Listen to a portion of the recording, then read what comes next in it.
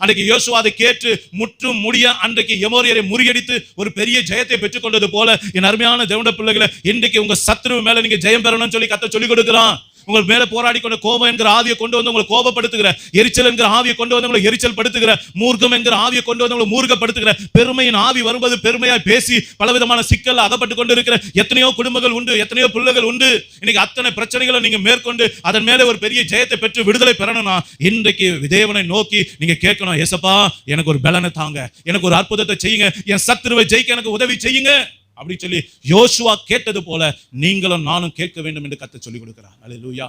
அப்ப இன்னைக்கு உங்க வாழ்க்கையில இருக்க போராட்டத்தை நீங்க எப்படி ஜெயிக்க போறீங்க? உங்க கடனை எப்படி ஜெயிக்க போறீங்க? உங்க வியாதியை எப்படி ஜெயிக்க போறீங்க? உங்க போராட்டங்களை எப்படி ஜெயிக்க போறீங்க?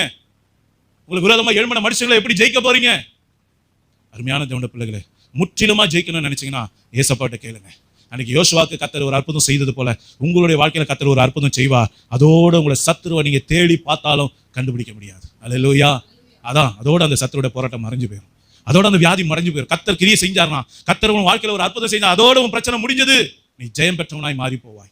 அப்ப இன்றைக்கு நாம செய்ய வேண்டியது சத்துரு மேல ஒரு ஜெயத்தை ஏசப்பா கிட்ட கேட்கணும். அல்லேலூயா.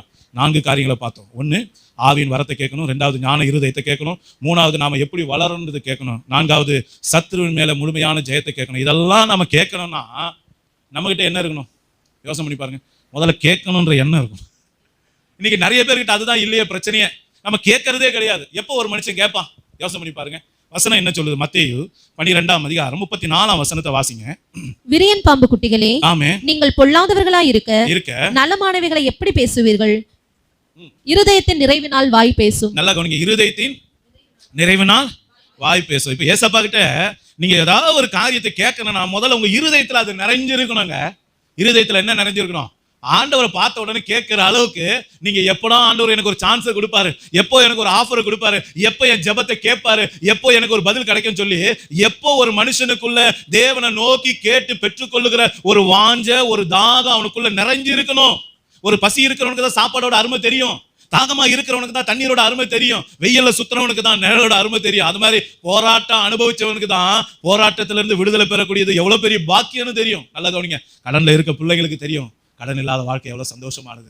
பிசாசு பிடிச்சி கஷ்டப்படுறவனுக்கு தெரியும் விடுதலையோட இருந்த நாட்கள் எவ்வளவு மேலானது. நல்லா புரிந்து கொள்ளுங்க. அப்ப இன்னைக்கு நம்ம ஏசப்பா கிட்ட கேட்டு பெற்றுக்கொள்ளணும்னா முதல்ல நம்ம இருதயத்துல அது இருக்கணுங்க.